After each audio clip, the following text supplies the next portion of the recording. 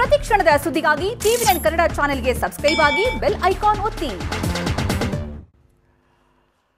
ನಿಮ್ಮ ನ್ಯೂಸ್ ರೂಮ್ಗೆ ಸ್ವಾಗತ. ನಾನು ರಂಗನಾಥ್ ಭಾರದ್ವಾಜ್. ಇಡೀ ವಿಶ್ವ ಒಂದು ಲೆಕ್ಕದಲ್ಲಿ ಕಂಗೆಟ್ಟು ಹೋಗಿದೆ ಕೊರೋನಾ ಹೊಡೆತಕ್ಕೆ. ಇಂಥ ಸಂದರ್ಭದಲ್ಲಿ ವಿಶ್ವದ ಬೇರೆ ಬೇರೆ ರಾಷ್ಟ್ರಗಳು ತಲೆ ಮೇಲೆ ಕೈ ಹೊತ್ಕೊಂಡು ಕೂತ್ಕೊಂಡಿವೆ ಏನು ಮಾಡಬೇಕು ಅಂತ. ಯಾಕಂದರೆ ಯಾವ ಮಾರ್ಗಗಳು ಕೂಡ ಅವ್ರ ಕಣ್ಣಿಗೆ ಕಾಣ್ತಾ ಇಲ್ಲ. ಇನ್ನು ಇಟಲಿ ಕೂಡ ನಾನು ದಿವಾಳಿ ಆದೆ ಅಂತ ಘೋಷಣೆ ಮಾಡಿಬಿಡ್ತು. ಇಂಥ ಸಂದರ್ಭದಲ್ಲಿ ಪ್ರಧಾನಿ ಮೋದಿ ಇವತ್ತು ಘೋಷಣೆ ಮಾಡಿದಂಥ ಮಾತುಗಳಿದೆಯಲ್ಲ, ಅದ್ಭುತ. ಒಬ್ಬ ನಾಯಕ ನಿಜಕ್ಕೂ ಹೇಗೆ ಜನಗಳಿಗೆ ಕಾನ್ಫಿಡೆನ್ಸ್ ಕೊಡಬೇಕು ಆ ಪ್ರಯತ್ನವನ್ನು ಮೋದಿ ಬಹಳ ಅದ್ಭುತವಾಗಿ ಮಾಡಿದರು. 20 ಲಕ್ಷ ಕೋಟಿ ಘೋಷಣೆ. ಈ ಮುಖಾಂತರ ಹೊಸ ಭಾರತದ ಕನಸನ್ನು ಕಟ್ತೀವಿ ಎನ್ನುವಂತ ಒಂದು ಘೋಷಣೆಯನ್ನು ಮೊಳಗಿಸಿದರು ನರೇಂದ್ರ ಮೋದಿ. ಆರ್ಥಿಕ ನೆರವಿನ ಜೊತೆಗೆ ಸ್ವಾಭಿಮಾನದ ಮಂತ್ರವನ್ನು ಕೂಡ ಮೋದಿ ಪಠಿಸಿದರು. ವೆರಿ ಇಂಪಾರ್ಟೆಂಟ್ ಸಂಗತಿ. ಸ್ವಾವಲಂಬಿ ಭಾರತದ ಅಭಿಯಾನದ ಮುಖಾಂತರ ಹೊಸ ದೇಶವನ್ನು, ಹೊಸ ನಾಡನ್ನು ಕಟ್ಟೋಣ ಅನ್ನುವಂಥ ಸಂದೇಶವನ್ನು ರವಾನಿಸಿರುವಂಥದ್ದು. ಕೊರೋನಾ ವಿರುದ್ಧ ಹೋರಾಟಕ್ಕೆ 20 ಲಕ್ಷ ಕೋಟಿ ಪ್ಯಾಕೇಜ್. ಸಾಮಾನ್ಯ ಸಂಗತಿ ಅಲ್ಲ 20 ಲಕ್ಷ ಕೋಟಿ ಅಂತಂದ್ರೆ. ಕರ್ನಾಟಕದ ಸರಿಸುಮಾರು 8 ರಿಂದ 10 ಬಾರಿ ನೀವೇನು ಬಜೆಟ್ ಮಂಡಿಸ್ತೀರಿ, 8 ರಿಂದ 10 ವರ್ಷದ ಬಜೆಟ್ ಕರ್ನಾಟಕದ್ದು, ಅಷ್ಟು ಘೋಷಣೆಯನ್ನು ಮಾಡಿರುವಂಥದ್ದು ಮೋದಿ. ಸ್ವಾವಲಂಬಿ ಭಾರತ ಅಭಿಯಾನದ ಮುಖಾಂತರ ಆರ್ಥಿಕತೆಗೆ ಭದ್ರ ಬುನಾದಿಯನ್ನು ಹಾಕ್ತೀವಿ ಅನ್ನುವಂಥ ಸಂದೇಶವನ್ನು ಮೋದಿ ಕೊಟ್ಟಿರುವಂಥದ್ದು. ಎಸ್, ಗಮನಿಸಬೇಕು. ಮತ್ತೆ ನಾನು ಹೇಳ್ತಾ ಇದ್ದೀನಿ, ಮೋದಿ ಇವತ್ತು ನಿಜವಾದ ನಾಯಕನ ರೀತಿಯಲ್ಲಿ, ದೇಶವನ್ನು ಕಟ್ಟುವಂಥ ನಾಯಕನ ರೀತಿಯಲ್ಲಿ, ಜನಸಾಮಾನ್ಯರ ಕನಸು ಕನವರಿಕೆಗಳು, ಜನಸಾಮಾನ್ಯರ ಭಾವನೆಗಳೇನಿರ್ತವಲ್ಲ ಆ ಭಾವನೆಗಳ ನಾಡಿ ಮಿಡಿತವನ್ನು ಹಿಡಿದನೇ ಮೋದಿ ಇವತ್ತು ಮಾತನಾಡಿದರು. 20 ಲಕ್ಷ ಕೋಟಿ ರೂಪಾಯಿ ಪ್ಯಾಕೇಜ್. ಬೆಳೆಗೆ ಬೆಲೆ ಸಿಗದೆ ಕಂಗಾಲಾದಂಥ ರೈತನ ಕೈಯನ್ನ ಹಿಡಿದಿದ್ದಾರೆ ಪ್ರಧಾನಿ ಮೋದಿ. ಬಡವರು, ಉದ್ಯೋಗವಿಲ್ಲದೆ ಇರುವಂಥವರು, ಕಂಗೆಟ್ಟವರು, ಅವರ ಖಾತೆಗೆ ನೇರವಾಗಿ ಹಣ ವರ್ಗಾವಣೆ ಆಗುತ್ತೆ. ಫ್ಯಾಂಟಾಸ್ಟಿಕ್. ಮನೆಯಲ್ಲೇ ಕೂತ್ಕೊಂಡು ಕಂಗಾಲಾಗಿದ್ದ ಮಧ್ಯಮ ವರ್ಗಕ್ಕೆ ಮೋದಿ ಸಹಾಯ ಹಸ್ತವನ್ನು ಚಾಚಿದ್ದಾರೆ. ನಾನು ಒಂದನ್ನು ಹೇಳ್ತಾ ಇದ್ದೀನಿ, ಶ್ರಮಿಕರಿಗೆ, ದಿನಗೂಲಿ ನೌಕರರಿಗೆ, ವಲಸೆ ಕಾರ್ಮಿಕರಿಗೆ ಭರಪೂರ ಹಣದ ಸಹಾಯ. 20 ಲಕ್ಷ ಕೋಟಿ ರೂಪಾಯಿ ಪ್ಯಾಕೇಜ್. ದೇಶವಾಸಿಗಳಿಗೆ ಭರಪೂರ ನೆರವು. 20 ಲಕ್ಷ ಕೋಟಿ ಪ್ಯಾಕೇಜ್ ಅಂದ್ರೆ ನಾನು ಹೇಳಿದೆ ಆರಂಭದಲ್ಲಿ, 8 ರಿಂದ 10 ವರ್ಷ ಕರ್ನಾಟಕದ ಬಜೆಟ್ ಅನ್ನು ಏನು ಮಂಡಿಸ್ತಾರೆ ಅಷ್ಟಕ್ಕೆ ಈಕ್ವಲ್ ಆಗಿರುವಂಥದ್ದು ನಂಬರ್ 1. ಈಗ ಆ 20 ಲಕ್ಷ ಕೋಟಿಯನ್ನು ಎಲ್ರಿಗೂ ನಾವು ಸಮಾನವಾಗಿ ಹಂಚ್ತೀವಿ ಅಂತಂದ್ರೆ 136 ಕೋಟಿ ಜನಸಂಖ್ಯೆಗೆ ಒಬ್ಬೊಬ್ಬನ ತಲೆಗೂ ಕೂಡ 15 ಸಾವಿರ ರೂಪಾಯಿ ಬರುತ್ತೆ. ಎಲ್ಲರಿಗೂ ಕೂಡ ನಾನು ಕೈ ಹಿಡಿತೀನಿ ಎನ್ನುವಂಥ ಭರವಸೆಯನ್ನ, ಸ್ಪಷ್ಟವಾದಂಥ ಭರವಸೆಯನ್ನ ನರೇಂದ್ರ ಮೋದಿ ರವಾನಿಸಿರುವಂಥದ್ದು. ಶ್ರಮಿಕರಿಗೆ, ದಿನಗೂಲಿ ನೌಕರರಿಗೆ, ವಲಸೆ ಕಾರ್ಮಿಕರಿಗೆ, ದಿನಗೂಲಿ ಮಾಡುವಂಥವರಿಗೆ, ರೈತರಿಗೆ, ಬಡವರಿಗೆ, ಬಗ್ಗರಿಗೆ 20 ಲಕ್ಷ ಕೋಟಿ ರೂಪಾಯಿ ಪ್ಯಾಕೇಜ್. ಒಂದು ಲೆಕ್ಕದಲ್ಲಿ ಮೋದಿ ಅವರಿಂದ ಸಿಕ್ಕಿರುವಂಥದ್ದು ಭರಪೂರ ನೆರವು.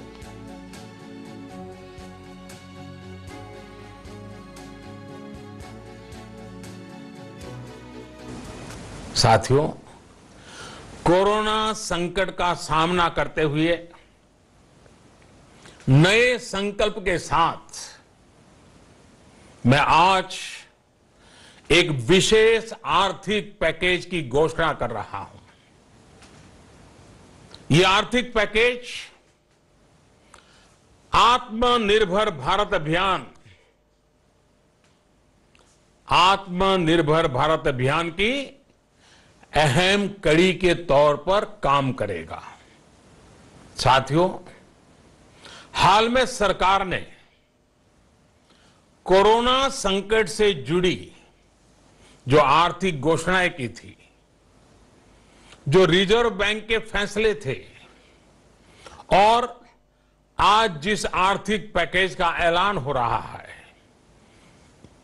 उसे जोड़ दें तो ये करीब 20 लाख करोड़ रुपए का है. 20 लाख करोड़ रुपए का है. ये पैकेज भारत की जीडीपी का करीब 10% है. इन सबके जरिए ಎಸ್, ಮೋದಿ ಅವರು ಘೋಷಣೆ ಮಾಡಿದಂಥ ಘೋಷಣೆ ಇದೆಯಲ್ಲ, ಇದು ಸಾಮಾನ್ಯವಾದಂಥ ಘೋಷಣೆ ಅಲ್ಲ. ಅದಕ್ಕೋಸ್ಕರ ನಾನು ಪದೇ ಹೇಳ್ತಾ ಇದ್ದೀನಿ, ಕರ್ನಾಟಕ ರಾಜ್ಯದ 8 ರಿಂದ 10 ವರ್ಷ ನಾವೇನು ಬಜೆಟ್ ಮಂಡಿಸ್ತೀವಿ ಆ ಬಜೆಟ್ ಗಾತ್ರದ ಒಂದು ಪ್ಯಾಕೇಜ್ ಅನ್ನು ಘೋಷಣೆ ಮಾಡಿರುವಂಥದ್ದು. 20 ಲಕ್ಷ ಕೋಟಿ ರೂಪಾಯಿಯ ಬಜೆಟ್ ಅನ್ನ ಘೋಷಣೆ ಮಾಡಿದ್ದಾರೆ ಮೋದಿ. ನಾನು ಹೇಳ್ತಾ ಇದ್ದೆ, ಈ ಕ್ಷಣದಲ್ಲಿ ನೀವು ಹಂಚಿದರೆ ಪ್ರತಿಯೊಬ್ಬ ವ್ಯಕ್ತಿಗೂ ಕೂಡ ಒಂದು ತಲೆಗೆ 15 ಸಾವಿರ ರೂಪಾಯಿ ಬರುತ್ತೆ. ಆ ರೀತಿಯ ಘೋಷಣೆ ಆಗಿರುವಂಥದ್ದು ನಾವು ತೋರಿಸ್ತಾ ಇದೀವಿ. ಏನು ಅಂದರೆ 20 ಲಕ್ಷ ಕೋಟಿ ಪ್ಯಾಕೇಜ್ ಅಂದರೆ ಇದು ಸಾಮಾನ್ಯ ಸಂಗತಿ ಅಲ್ಲ. ಮೋದಿ ಇವತ್ತು ಭಾಷಣ ಮಾಡುವಂಥ ಸಂದರ್ಭದಲ್ಲಿ ಏನೇನು ಘೋಷಣೆ ಮಾಡಿಬಿಡ್ತಾರೆ ಅನ್ನುವಂಥ ಭಯ ಆತಂಕ ಅತ್ಯಂತ ಸಹಜವಾಗೇ ಇತ್ತು. ಒಂದು ಲೆಕ್ಕದಲ್ಲಿ 20 ಕೋಟಿ ರೂಪಾಯಿ ಪ್ಯಾಕೇಜ್, ದೇಶದ GDPಯ 10% ಭಾಗ. ಸಾಮಾನ್ಯ ಸಂಗತಿನ GDPಯ ಸ್ಥಿತಿಗತಿಗಳು ನೋಡ್ತೀವಿ ನಾವು ಈ ಸಂದರ್ಭದಲ್ಲಿ. 20 ಲಕ್ಷ ಕೋಟಿ ರೂಪಾಯಿ. ಕರ್ನಾಟಕದ ಈ ವರ್ಷದ ಬಜೆಟ್ ಗಾತ್ರ 2,44,000 ಕೋಟಿ ರೂಪಾಯಿ. ಅದಕ್ಕೆ ನಾನು ಅಂದಾಜಲ್ಲಿ ಹೇಳಿದೆ, 8 ರಿಂದ 10 ವರ್ಷ ಕರ್ನಾಟಕದ ಬಜೆಟ್ ಏನಿದೆಯಲ್ಲ, ಆ ಬಜೆಟ್ ಗಾತ್ರವನ್ನು ಮೋದಿ ಇವತ್ತು ಮಂಡಿಸಿರುವಂಥದ್ದು. ಬರೀ ಏನು ಅಂತಂದರೆ ಘೋಷಣೆಗಳು ಮಾತ್ರ ಮಾಡಿರುವಂಥದ್ದಲ್ಲ, ಕನಸಿನ ಭಾರತವನ್ನು ಕಟ್ಟುವಂಥ ಬಗೆ ಹೇಗೆ, ಯಾವ ಭದ್ರ ಬುನಾದಿಯ ಮೇಲೆ ಕಟ್ಟಬೇಕು ನಾವು, ಸ್ವಾಭಿಮಾನ ಅಂದ್ರೇನು, ಜೊತೆಗೇನು ಅಂದರೆ ಆ ಸ್ವಾಭಿಮಾನದ ಆಧಾರದ ಮೇಲೆ ದೇಶವನ್ನು ಹೆಂಗೆ ಕಟ್ಟಬೇಕು ನಾವು, ಇದೆಲ್ಲವನ್ನೂ ಕೂಡ ಹೇಳಿರುವಂಥದ್ದು. ಪ್ರತಿಯೊಂದು ಸಣ್ಣ ಕಂಪನಿಗಳು ಕೂಡ ಇವತ್ತು ನಾವು ವಿದೇಶದ ದೊಡ್ಡ ದೊಡ್ಡ ಬ್ರ್ಯಾಂಡ್ ಅಂತ ಏನು ಹೇಳ್ತೀವಿ, ಆ ಬ್ರ್ಯಾಂಡ್ಗಳೆಲ್ಲವೂ ಕೂಡ ಲೋಕಲಿಂದಲೇ ಶುರುವಾಯಿತು. ಲೋಕಲಿಂದ ನಾವು ಶುರು ಮಾಡ ನಂತರ ರಾಷ್ಟ್ರ ಮಟ್ಟಕ್ಕೆ ಅಂತಾರಾಷ್ಟ್ರೀಯ ಮಟ್ಟಕ್ಕೆ ಮುಟ್ಟೋಣ ಅನ್ನುವಂಥ ಸಂದೇಶ. ಈ ಮುಖಾಂತರ ಒಂದು ಲೆಕ್ಕದಲ್ಲಿ ಚೀನಾಕ್ಕೆ ಸಡ್ಡು ಹೊಡಿಲಿಕ್ಕೆ ಪ್ರಧಾನಿ ಮೋದಿ ಅಭೂತಪೂರ್ವವಾದಂಥ ಪ್ಲಾನನ್ನು, ಪ್ಲಾಟ್ಫಾರ್ಮನ್ನು ಸಿದ್ಧ ಮಾಡ್ತಾ ಇದ್ದಾರೆ. ಇದರಲ್ಲಿ ಯಾವುದೇ ಡೌಟ್ ಇಲ್ಲ. ನಾನು ಹೇಳ್ತಾ ಇದ್ದೆ, 20 ಲಕ್ಷ ಕೋಟಿ ರೂಪಾಯಿ ಹಂಚಿದರೆ ಪ್ರತಿ ವ್ಯಕ್ತಿಯೂ ಕೂಡ ಅಂದಾಜು 15,000 ರೂಪಾಯಿ ಪ್ರತಿ ತಲೆಗೆ ಬರುತ್ತೆ. ಒಬ್ಬ ವ್ಯಕ್ತಿ, ಒಬ್ಬ ಪ್ರಧಾನಿ ಈ ರೀತಿಯ ಒಂದು ಘೋಷಣೆ ಮಾಡಬೇಕು ಅಂದರೆ ಸಾಮಾನ್ಯ ಸಂಗತಿನ? ದೇಶದ ಸ್ಥಿತಿಗತಿಗಳೇನು, ಇವತ್ತು ಕೈಗಾರಿಕೆಗಳು ಎಲ್ಲಿ ಬಂದು ನಿಂತಿವೆ, ಕೈಗಾರಿಕೆಯಲ್ಲಿ ಕೆಲಸ ಮಾಡ್ತಿದ್ದಂಥ ಕಾರ್ಮಿಕರ ಸ್ಥಿತಿಗತಿಗಳೇನು, ರೈತರ ಸ್ಥಿತಿಗತಿಗಳೇನು, ಜನಸಾಮಾನ್ಯರ ಸ್ಥಿತಿಗತಿಗಳೇನು, ಬಡವರ ಗತಿ ಏನು, ಕೆಳವರ್ಗದವರ ಗತಿಗಳೇನು, ಮಧ್ಯಮ ವರ್ಗದವರು ಮತ್ತು ಕೆಳಮಧ್ಯಮ ವರ್ಗದವರ ಸ್ಥಿತಿಗತಿಗಳೇನೇನು, ಎಲ್ಲವನ್ನೂ ಕೂಡ ಮೋದಿ ಅಳೆದು ತೂಗಿ 20 ಲಕ್ಷ ಕೋಟಿ ರೂಪಾಯಿಯ ಪ್ಯಾಕೇಜನ್ನು ಘೋಷಣೆ ಮಾಡಿರುವಂಥದ್ದು. ಅದಕ್ಕೆ ನಾನು ಹೇಳಿದೆ, ಇವತ್ತು ಮೋದಿ ನಿಜಕ್ಕೂ ಮಾತಾಡಿದಂಥ ರೀತಿ, ಅದನ್ನು ಹೇಳಿದಂಥ ಬಗೆ ಇದೆಯಲ್ಲ, ನಿಜವಾದ ನಾಯಕನ ರೀತಿಯಲ್ಲಿ ಮೋದಿ ಮಾತಾಡಿರುವಂಥದ್ದು. ಇದೇ ರೀತಿ ದೇಶವನ್ನು ಕಟ್ಟಬೇಕು ಅನ್ನುವಂಥದ್ದು ಭಾಳ ಒಂದು ಅದ್ಭುತವಾದಂಥ ಮಾತಿದೆ. ಎಲ್ಲವೂ ಕೂಡ ಇರುತ್ತೆ, ಆದರೆ ಒಂದು ಲಕ್ಷ್ಯ ಅಂದರೆ ಒಂದು ಗುರಿ, ಆ ಗುರಿಯ ಕೊರತೆ ಇರುತ್ತೆ ಅನ್ನುವಂಥದ್ದು. ಆದರೆ ಇವತ್ತು ಆ ಗುರಿಯ ಕೊರತೆ ಖಂಡಿತವಾಗಲೂ ಕಾಣಲಿಲ್ಲ ಮೋದಿಯವರ ದೃಷ್ಟಿನಲ್ಲಿ, ಮೋದಿಯವರ ಮಾತಿನಲ್ಲಿ. ಆ ಗುರಿ ತುಂಬ ಸ್ಪಷ್ಟವಾಗಿತ್ತು.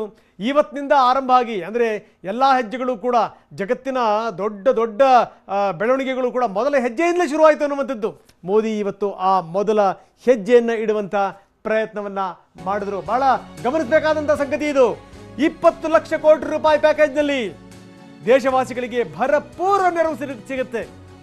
20 ಲಕ್ಷ ಕೋಟಿ ಪ್ಯಾಕೇಜ್. ಬೆಳೆಗೆ ಬೆಲೆ ಸಿಗದೆ ಕಂಗಾಲಾದಂಥ ರೈತನನ್ನ ಮೋದಿ ಕೈ ಹಿಡಿದಿದ್ದಾರೆ. ರೈತ ಎಲ್ಲೋ ಒಂದು ಕಡೆಗೆ ಏನು ಅಂದರೆ ತಾನು ಬೆಳೆದಿರುವಂಥ ದವಸ ಧಾನ್ಯಗಳನ್ನು ಮಾರಾಟ ಮಾಡಿದಿರುವಂಥ ಸ್ಥಿತಿ ಇತ್ತು. ಉದ್ಯೋಗವಿಲ್ಲದೆ ಕಂಗೆಟ್ಟು ಹೋಗಿದ್ರು ಯುವಕರು, ಅವರ ಖಾತೆಗೆ ಹಣ ಬರುತ್ತೆ ಅನ್ನುವಂಥದ್ದು. ಮನೆಯಲ್ಲೇ ಉಳ್ಕೊಂಡು ಮಧ್ಯಮ ವರ್ಗ ಕಂಗಾಲಾಗಿ ಹೋಗಿತ್ತು, ಬೇರೆ ಮಾರ್ಗಗಳು ಕಾಣ್ತಾ ಇರಲಿಲ್ಲ. ಅಂಥ ವರ್ಗಕ್ಕೆ ಮೋದಿ ನೆರವಿನ ಹಸ್ತವನ್ನು ಚಾಚಿರುವಂಥದ್ದು.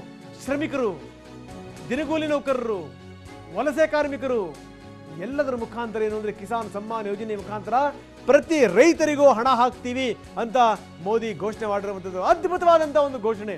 ಅದನ್ನು, ಆ ಸ್ಥಿತಿಗತಿಗಳನ್ನು ಹೆಂಗೆ ಇವರು ತಹಬಂದಿಗೆ ತರ್ತಾರೆ, ಹೆಂಗೆ ಅದನ್ನು ಸುಧಾರಿಸ್ತಾರೆ, ಹೆಂಗೆ ಅದನ್ನು ಮೇಂಟೈನ್ ಮಾಡ್ತಾರೆ, ಅದನ್ನ ನಂತರ ದಿನಗಳಲ್ಲಿ ನಾವು ಚರ್ಚೆ ಮಾಡೋಣ. ಆದರೆ ಕಂಗೆಟ್ಟು ಕೂತಿರುವಂಥ ಸಂದರ್ಭದಲ್ಲಿ ಒಂದು ಆಶಾ ಕಿರಣ. ಮರುಭೂಮಿಯಲ್ಲಿ ನಡ್ಕೊಂಡು ಹೋಗ್ತಿದ್ದಂಥ ಸಂದರ್ಭದಲ್ಲಿ ಒಂದು ಚೂರು ನೀರು ಬೇಕಲ್ಲ, ಓಎಸ್ಎಸ್ ಸಿಕ್ಕಂಗಾಯ್ತು. ಒಂದು ಲೆಕ್ಕದಲ್ಲಿ ನೀರಿನ ಹೊಂಡ ಸಿಕ್ಕಂಗಾಯ್ತು. ಬಡವರಿಗೆ, ಮಧ್ಯಮ ವರ್ಗದ ಜನರಿಗೆ, ರೈತರಿಗೆ ಅನುಕೂಲವಾಗುವಂಥ ಘೋಷಣೆಗಳನ್ನು ಮೋದಿ ಮಾಡಿರುವಂಥದ್ದು. ಯಾರ್ಯಾರು ಎಷ್ಟೆಷ್ಟು ಲಾಭ ಅದರ ವಿವರಗಳನ್ನು ನಾವು ನಂತರ ಕೊಡ್ತಾ ಹೋಗ್ತೀವಿ. ಯಾಕಂದರೆ ಇದು ಕೇವಲ ಈಗ ಘೋಷಣೆ ಮಾತ್ರ, ಎಲ್ಲವೂ ಕೂಡ ಎಷ್ಟೆಷ್ಟರ ಮಟ್ಟಿಗೆ ಲಾಭ ಆಗಬೇಕು ಅನ್ನುವಂಥದ್ದು. ಕಿಸಾನ್ ಸಮ್ಮಾನ್ ಯೋಜನೆಯ ಮುಖಾಂತರ ಪ್ರತಿ ವ್ಯಕ್ತಿಗೆ ಹಣ ಬರುತ್ತೆ ಅನ್ನುವಂಥದ್ದು. ರೈತರಿಗೆ, ರೈತರ ಬ್ಯಾಂಕ್ ಖಾತೆಗೆ ನೇರವಾಗಿ ಹಣ ವರ್ಗಾವಣೆ ಆಗುತ್ತೆ. ಸಾಮಾನ್ಯ ಸಂಗತಿ ಅಲ್ಲ ಇದು. ಬೆಳೆದ ಬೆಳೆಗೆ ಉತ್ತಮ ಬೆಲೆ ಸಿಗದೇ ಇರುವಂಥ ರೈತರೇನು ಕಂಗಾಲಾಗಿ ಕುತ್ಕೊಂಡಿದ್ದಾರೆ, ಆತ್ಮಹತ್ಯೆ ಕಡೆಗೆ ಮುಖ ಮಾಡಿ ಕುತ್ಕೊಂಡಿದ್ದಾರೆ ರೈತರು. ರೈತರಿಗೆ ಈ ಮುಖಾಂತರ ವಿಶೇಷ ಪ್ಯಾಕೇಜ್ನ ಲಾಭ ಸಿಗುವಂಥ ಸಾಧ್ಯತೆಗಳು ತುಂಬ ಸ್ಪಷ್ಟವಾಗಿ ಕಾಣ್ತಾ ಇದೆ. ಕೇವಲ ಅವರಿಗೆ ಮಾತ್ರ ಅಲ್ಲ, ಬಡವರಿಗೆ, ಮಧ್ಯಮ ವರ್ಗದ ಜನರಿಗೆ, ರೈತರಿಗೆ, ಶ್ರಮಿಕರಿಗೆ, ಕಾರ್ಮಿಕರಿಗೆ, ಎಲ್ಲರಿಗೂ ಕೂಡ ಈ ಯೋಜನೆ ಮುಖಾಂತರ ಹಣ ಬರುತ್ತೆ. ಅದರಲ್ಲೂ ಕಿಸಾನ್ ಸಮ್ಮಾನ್ ಯೋಜನೆ ಇದೆಯಲ್ಲ, ರೈತರಿಗೆ ಒಂದು ಲೆಕ್ಕದಲ್ಲಿ ನೇರವಾಗಿ ಹಣ ತಲುಪಿಸುವಂಥ ವ್ಯವಸ್ಥೆಯನ್ನು ಮಾಡ್ತಾ ಇದೆ. ರೈತರ ಬ್ಯಾಂಕ್ ಖಾತೆಗೆ ನೇರವಾಗಿ ಹಣ ಬರುತ್ತೆ ಅನ್ನುವಂಥದ್ದು. ಮೋದಿ ಪ್ಯಾಕೇಜ್ನಿಂದ ಎಷ್ಟೆಷ್ಟು ಲಾಭ ಆಗುತ್ತೆ ಅದರ ವಿವರಗಳನ್ನು ಕೊಡ್ತಾ ಇದ್ದೀವಿ. ಬೆಳೆದ ಬೆಳೆಗೆ ಉತ್ತಮ ಬೆಲೆ ಸಿಗ್ತಾ ಇಲ್ಲ ನಮ್ಮ ದೇಶದಲ್ಲಿ, ಕರ್ಮ ಅದು. ವೈಜ್ಞಾನಿಕ ಬೆಲೆ ಇಲ್ಲ, ವೈಜ್ಞಾನಿಕ ಬೆಳೆ ಇಲ್ಲ. ಇಂಥ ಸಂದರ್ಭದಲ್ಲಿ ರೈತ ಕಂಗಾಲ ಕುತ್ಕೊಂಡ್ಬಿಟ್ಟಿದೆ. ಎಲ್ಲೊಂದು ಕಡೆಗೆ ಮುಂದಿನ ಗತಿ ಏನು ಅನ್ನುವಂಥದ್ದು ಪ್ಯಾಕೇಜ್ ಮುಖಾಂತರ ಮೋದಿ ಘೋಷಣೆ ಮಾಡಿದ್ರು, ನಿಮ್ಮ ಜೊತೆಗೆ ನಾವಿದ್ದೀವಿ ಅಂತ. आत्मनिर्भर भारत के संकल्प को सिद्ध करने के लिए इस पैकेज में लैंड, लेबर, लिक्विडिटी और लॉज सभी पर बल दिया गया है। ये आर्थिक पैकेज हमारे कुटीर उद्योग, गृह उद्योग, हमारे लघु मंझोले उद्योग, हमारे एमएसएमई के लिए हैं, जो करोड़ों। कौन सोच सकता था कि भारत सरकार जो पैसे भेजेगी वो पूरा का पूरा गरीब की जेब में, किसान की जेब में पहुंच पाएगा। लेकिन ये हुआ, वो भी तब हुआ जब तमाम सरकारी दफ्तर बंद थे, ट्रांसपोर्ट के साधन बंद थे। जनधन, आधार, मोबाइल, जेएएम, जेम की त्रिशक्ति से जुड़ा सिर्फ एक रिफॉर्म था जिसका असर हमने अभी देखा। ಬೆಳೆ ಬೆಳೆದಂಥವರು, ಬೆಳೆ ಬೆಳೆದು ನಾಶಗೊಂಡಂಥವರು, ಬೆಳೆ ಬೆಳೆದು ಕೂಡ ಲಾಭವನ್ನು ಪಡೆದಿರುವಂಥವರು ಎಲ್ರಿಗೂ ಕೂಡ ಒಟ್ಟಾರೆ ಲಾಭವನ್ನು ಮಾಡಿಕೊಡುವಂಥ ಒಂದು ದೊಡ್ಡ ಯೋಜನೆಯನ್ನು ಮೋದಿ ಘೋಷಣೆ ಮಾಡಿರುವಂಥದ್ದು. ಯಾರ್ಯಾರಿಗೆ ಎಷ್ಟರ ಪ್ರಮಾಣದಲ್ಲಿ ಲಾಭಗಳಿದೆ ಈ ವಿಚಾರದ ಮುಖಾಂತರ ನಾವು ತೋರಿಸ್ತಾ ಇದ್ದೀವಿ. ಕಿಸಾನ್ ಸಮ್ಮಾನ್ ಯೋಜನೆ, ಈ ಮುಖಾಂತರ ಪ್ರತಿ ರೈತರಿಗೂ ಕೂಡ ಹಣ, ಒಂದು ಲೆಕ್ಕದಲ್ಲಿ ಅನ್ನದಾತನಿಗೆ ಬಂಪರ್ ಕೊಡುಗೆಯನ್ನು ಮೋದಿ ಇವತ್ತು ಘೋಷಣೆ ಮಾಡಿರುವಂಥದ್ದು. ಕಿಸಾನ್ ಸಮ್ಮಾನ್ ಯೋಜನೆ ಮುಖಾಂತರ ಪ್ರತಿ ರೈತರಿಗೂ ಕೂಡ ಹಣ ಸಿಗುತ್ತೆ ಅನ್ನುವಂಥದ್ದು ನಾವು ಮುಂದಿನ ಪ್ಲೇಟಲ್ಲಿ ನಿಮಗೆ ತೋರಿಸ್ತಾ ಹೋಗ್ತೀವಿ. ರೈತರ ಬ್ಯಾಂಕ್ ಖಾತೆಗೆ ನೇರವಾಗಿ ಹಣ ವರ್ಗಾವಣೆ, ವೆರಿ ಇಂಪಾರ್ಟೆಂಟ್ ಸಂಗತಿ ಅಂತಂದ್ರೆ ನಮ್ಮ ದೇಶದಲ್ಲಿ 100 ರೂಪಾಯಿನ ಯಾರು ಕಳಿಸಿದ್ರೆ ಅವ್ರ ಕಡೆಗೆ ಒಂದು 10 ರೂಪಾಯಿನೂ ಬರಲ್ಲ ಅಂತ ಸ್ಥಿತಿ ಇದೆ. ಸೊ ಹೀಗಾಗಿ ರೈತರ ಬ್ಯಾಂಕ್ ಖಾತೆಗೆ ನೇರವಾಗಿ ಹಣ ವರ್ಗಾವಣೆ ಆಗುತ್ತೆ. ಇಲ್ಲಿ ಯಾರು ಕೂಡ ಮಧ್ಯವರ್ತಿಗಳಾಗಲಿ ಅಥವಾ ಏನಾದರೂ ಗೋಲ್ಮಾಲ್ ಮಾಡುವಂಥದ್ದಾಗಲಿ ಆಗಲೇ ಕೂಡದು. ಬೆಳೆ ಕಳ್ಕೊಂಡವರು, ಬೆಳೆ ಬಂದರೂ ಕೂಡ ಮಾರಾಟ ಮಾಡದೇ ಇರುವಂಥವರು, ಬೆಳೆಯನ್ನು ನಷ್ಟ ಮಾಡಿಕೊಂಡಿರುವಂಥವರು, ಸಂಕಟದಲ್ಲಿರುವಂಥವರು, ಕಂಗಾಲಾಗಿರುವಂಥವರು, ಅಂತಹ ಅನ್ನದಾತನಿಗೆ ಒಂದು ಲೆಕ್ಕದಲ್ಲಿ ಬಂಪರ್ ಘೋಷಣೆಯನ್ನು ಮೋದಿ ಇವತ್ತು ಮಾಡಿರುವಂಥದ್ದು. ಬೆಳೆದ ಬೆಳೆಗೆ ಉತ್ತಮ ಬೆಲೆ ಸಿಗದೇ ಇರುವಂಥ ರೈತರು ಕೂಡ ಒಂದು ಲೆಕ್ಕದಲ್ಲಿ ಏನಾದರೂ ಲಾಭ ಪಡೆಯಬೇಕು. ಈ ನಿಟ್ಟಿನಲ್ಲಿ ಅನ್ನದಾತನಿಗೆ ಬಂಪರನ್ನು ಘೋಷಣೆ ಮಾಡಿದರು ಮೋದಿ. ಯಾಕಂದರೆ ಇದು ಸಾಮಾನ್ಯ ಸಂಗತಿ ಅಲ್ಲ, ಇದು ರೈತರಿಗೆ ವಿಶೇಷ ಪ್ಯಾಕೇಜ್ನ ದೊಡ್ಡ ಮಟ್ಟದ ಲಾಭ ಸಿಗುವಂಥ ಎಲ್ಲ ಸಾಧ್ಯತೆಗಳು ಕೂಡ ನಿಚ್ಚಳವಾಗಿ ಗೋಚರ ಆಗ್ತಿರುವಂಥದ್ದು ಗಮನಿಸಬೇಕಾದಂಥ ಸಂಗತಿ ಇದು. ಅಂದರೆ ಅನ್ನದಾತನನ್ನು, ಯಾಕಂದರೆ ಅನ್ನದಾತ ನಮ್ಮ ದೇಶದ ಬೆನ್ನೆಲುಬು. ಸೊ ಇಂಥ ಸಂದರ್ಭದಲ್ಲಿ ಮೋದಿ ಇವತ್ತು ಘೋಷಣೆ ಮಾಡಿರುವಂಥದ್ದು ಇದೆಯಲ್ಲ, ಇದು ಬಹಳ ಗಮನಿಸಬೇಕಾದಂಥ ಸಂಗತಿ. ಇದು ವೆರಿ ಇಂಪಾರ್ಟೆಂಟ್ ಸಂಗತಿ ಅಂತಂದರೆ ಲೇಬರ್ಗಳ ವಿಚಾರಕ್ಕೆ ಸಂಬಂಧಪಟ್ಟಂಗೆ ಲಾಕ್ಡೌನ್ನಿಂದಾಗಿ ಕಾರ್ಮಿಕರಿಗೆ ಕೆಲಸ ಇರಲಿಲ್ಲ, ಕಂಗಾಲಾಗಿತ್ತು ಜೀವನ ಲೆಕ್ಕದಲ್ಲಿ. ಮೋದಿ ಪ್ಯಾಕೇಜ್ನಿಂದ ಕಾರ್ಮಿಕರಿಗೆ ಲಾಭ ಆಗ್ತಾ ಇದೆ. ಈಗ ಒಪ್ಪತ್ತಿನ ಊಟಕ್ಕೂ ಕೂಡ ಕಷ್ಟಪಟ್ಟಿದ್ದಂಥ ಕಾರ್ಮಿಕರು ಇನ್ನು ಈ ಘೋಷಣೆಯಿಂದ ಏನಾದರೂ ಅದು ಸರಿಯಾದ ರೀತಿಯಲ್ಲಿ ಲಾಗು ಆಯಿತು ಅಂತಂದರೆ ಕುಟುಂಬ ನಿರ್ವಹಣೆಗೆ ಆ ಪರದಾಟ ಅನ್ನುವಂಥದ್ದು ಇತ್ತಲ್ಲ, ಅದು ತಪ್ಪುತ್ತೆ ಅದು ಅನ್ನುವಂಥದ್ದು. ಸಂಘಟಿತ ಮತ್ತು ಅಸಂಘಟಿತ ಕಾರ್ಮಿಕರಿಗೆ ಈ ಯೋಜನೆಯ ಲಾಭ ನೇರವಾಗಿ ಅವರಿಗೆ ಮುಟ್ಟುತ್ತೆ. ನೇರವಾಗಿ ಯಾರ್ಯಾರಿಗೆ ಕೆಲಸಗಳಿರಲಿಲ್ಲ, ಯಾರ್ಯಾರಿಗೆ ತೊಂದರೆಗಳಿತ್ತು, ಯಾರ್ಯಾರಿಗೆ ಸಮಸ್ಯೆಗಳಿತ್ತು, ಆ ಎಲ್ಲ ಸಮಸ್ಯೆಗಳಿಗೂ ಕೂಡ ಇತಿಶ್ರೀ ಹಾಡುವಂಥ ಪ್ರಯತ್ನವನ್ನು ಮೋದಿ ಮಾಡಿದ್ದಾರೆ. ಎಷ್ಟರ ಮಟ್ಟಿಗೆ ಲಾಕ್ಡೌನ್ನಿಂದಾಗಿ ಕಾರ್ಮಿಕರು ಎಡವಟ್ಟು ಮಾಡ್ಕೊಂಡಿದ್ರು, ಪಾಪ ತೊಂದರೆಗಳಿತ್ತು, ಕಷ್ಟಪಡ್ತಾ ಇದ್ರು, ಒಪ್ಪತ್ತಿನ ಊಟಕ್ಕೂ ಕೂಡ ಪರದಾಡ್ತಾ ಇದ್ರು ಅಂತ ಸ್ಥಿತಿ. ಕಾರ್ಮಿಕರಿಗೆ ಕೆಲಸ ಇರಲಿಲ್ಲ, ಬಗ್ಸಿ ಇರಲಿಲ್ಲ, ಜೊತೆಗೆ ಏನಾದರೂ ಊಟ ಕೂಡ ಇರಲಿಲ್ಲ ಅಂತ ಸ್ಥಿತಿ. ಒಪ್ಪತ್ತಿನ ಊಟಕ್ಕೂ ಕೂಡ ಹರಸಾಹಸ ಮಾಡಬೇಕಾಗಿತ್ತವರು, ಕಷ್ಟಪಡಬೇಕಾಗಿತ್ತವರು. ಕುಟುಂಬ ನಿರ್ವಹಣೆ ಹೆಂಗೆ ಮಾಡಬೇಕು ಇಂಥ ಸ್ಥಿತಿನಲ್ಲಿ? ಸೊ ಹೀಗಾಗಿಯೇ ನಾವು ವಿಚಾರವನ್ನು ಎತ್ತಿದ್ವಿ. KSRTCಯಿಂದ ಇಲ್ಲಿ 1000 ವಸೂಲಿ ಮಾಡ್ತಿರಲ್ಲ ಸ್ವಾಮಿ, ಹೆಂಗೆ ಕೊಡಬೇಕು ಪಾಪ ಈ ಕಾರ್ಮಿಕರು ಅನ್ನುವಂಥ ಪ್ರಶ್ನೆ ನಾವು ಎತ್ತಿದ್ವಿ. ಸಂಘಟಿತ ಮತ್ತು ಅಸಂಘಟಿತ ಕಾರ್ಮಿಕರಿಗೆ ಈ ಯೋಜನೆ ಲಾಭವನ್ನು ತರುತ್ತೆ. ಯಾವುದೇ ಸಮಸ್ಯೆ ಆಗಬಾರ್ದು ಅನ್ನುವಂಥ ಕಾರಣದಿಂದಲೇ ಎಲ್ಲದನ್ನು ಕೂಡ ಮಾಡಿರುವಂಥದ್ದು. ಇನ್ನು ಮಧ್ಯಮ ವರ್ಗದವರ ಸ್ಥಿತಿ ಇದೆಯಲ್ಲ, ಇದು ಅಡಕತ್ರಿ ಬದುಕಿದ ಲೆಕ್ಕದಲ್ಲಿ. ಮಧ್ಯಮ ವರ್ಗದವರ ನೆರವಿಗೆ ಮೋದಿ ಪ್ಯಾಕೇಜ್ನಲ್ಲಿ ಆದ್ಯತೆಯನ್ನು ಕೊಡಲಾಗಿದೆ. ಲಾಕ್ಡೌನ್ನಿಂದ ಲಕ್ಷಾಂತರ ಸಂಖ್ಯೆಯಲ್ಲಿ ಉದ್ಯೋಗ ಕಡಿತಗೊಂಡಿದೆ. ಯಾರನ್ನೇ ನೀವು ಕೆಲಸದಿಂದ ತೆಗಿಬೇಡಿ ಅಂದರೂ ಕೂಡ, ಸಂಬಳ ಕಡಿಮೆ ಮಾಡಬೇಡಿ ಅಂದ್ರೆ ಎಲ್ಲಿಂದ ತರ್ತಾರೆ? ಅವರು ಕೂಡ ಕೊಡುವಂಥವ್ರು. ಬಹಳಷ್ಟು ಕುಟುಂಬಗಳು ಹೊಟ್ಟೆ ತುಂಬಿಸ್ಕೊಳ್ಳಿಕ್ಕೆ ಪರದಾಟ ಮಾಡ್ತಾ ಇವೆ ಅಂತ ಸ್ಥಿತಿ. ಮಧ್ಯಮ ವರ್ಗದವರಿಗೆ ನೇರವಾಗಿ ಹಣ ವರ್ಗಾವಣೆಯನ್ನು ಮಾಡಬಹುದು.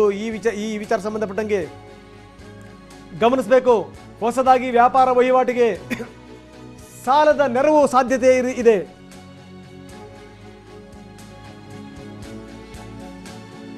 ಮಧ್ಯಮ ವರ್ಗದ ಕುಟುಂಬಸ್ಥರಿಗೆ ಒಂದು ಲೆಕ್ಕದಲ್ಲಿ ಏನು ಅಂತಂದರೆ ಯಾವ ರೀತಿ ಆಸರೆ ಆಗಬೇಕು ಅನ್ನೋ ದೃಷ್ಟಿನಲ್ಲಿ ಈ ಪ್ಯಾಕೇಜ್ ಒಂದು ಲೆಕ್ಕದಲ್ಲಿ ಆಶಾಕಿರಣ. ಲಾಕ್ಡೌನ್ನಿಂದ ಲಕ್ಷಾಂತರ ಸಂಖ್ಯೆಯಲ್ಲಿ ಜನ ಕೆಲಸ ಕಳ್ಕೊಂಡಿದ್ರು.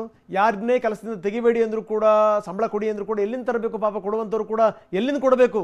ಎಲ್ಲವೂ ಮುಚ್ಕೊಂಡು ಹೋಗಿರುವಂಥ ಸಂದರ್ಭದಲ್ಲಿ ಬಹಳಷ್ಟು ಕುಟುಂಬಗಳು ಹೊಟ್ಟೆ ತುಂಬಿಸ್ಕೊಳ್ಳಿಕ್ಕೂ ಕೂಡ ಪರದಾಟ ಮಾಡ್ತಾ ಇದ್ರು ಅಂತ ಒಂದು ವಾತಾವರಣ ನಿರ್ಮಾಣ ಆಗಿತ್ತು. ಈಗ ಈ ಪ್ಯಾಕೇಜಿನ ಮುಖಾಂತರ ಅವರಿಗೆ ನೆರವಿನ ಹಸ್ತವನ್ನು ಚಾಚುವಂಥ ಪ್ರಯತ್ನವನ್ನು ಮೋದಿ ಮಾಡಿರುವಂಥದ್ದು. ಬಡವರು, ರೈತರಿಗೆ ಜೊತೆಗೆ ಈ ಮಧ್ಯಮ ವರ್ಗದವರಿದ್ದಾರೆ, ಅವರು ಅಡಕತ್ತರಿ ಬದುಕುವ ಲೆಕ್ಕದಲ್ಲಿ ಅವರು ಶ್ರೀಮಂತ ಪಟ್ಟಕ್ಕೂ ಏರಲ್ಲ. ಅವರು ಕೊನೆಗೇನು ಅಂದರೆ ಈ ಕೆಳ ವರ್ಗಕ್ಕೂ ಕೂಡ ಇಳಿಯೋಕ್ಕೆ ಸಾಧ್ಯ ಇಲ್ಲ ಪಾಪ ಅಂತ ಒಂದು ಸ್ಥಿತಿ.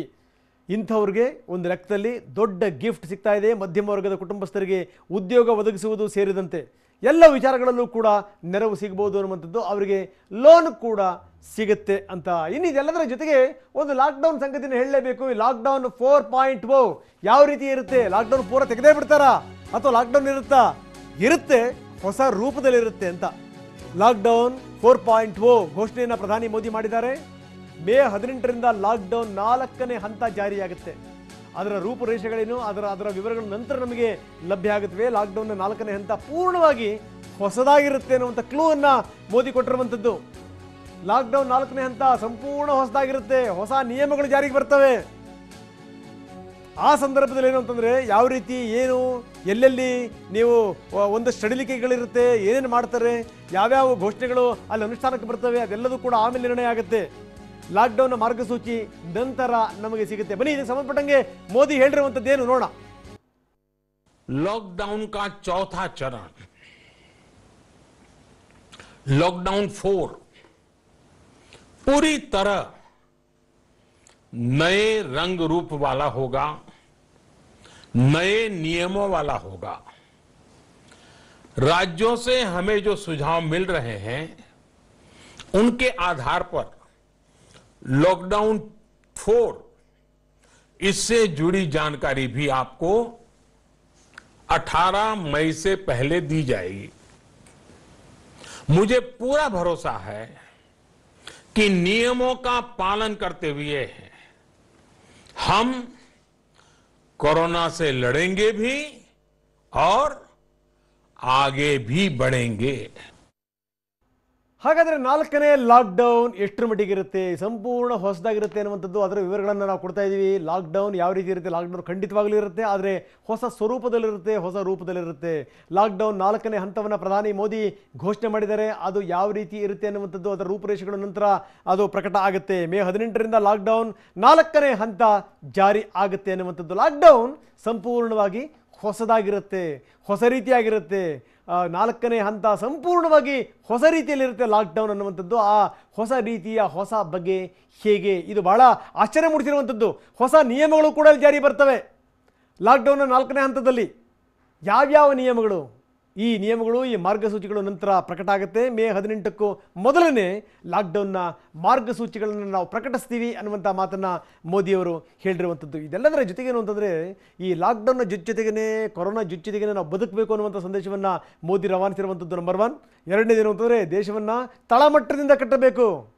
ನಾವು ನಮ್ಮಲ್ಲೇ ವಸ್ತುಗಳನ್ನು ಉತ್ಪಾದನೆ ಮಾಡಬೇಕು.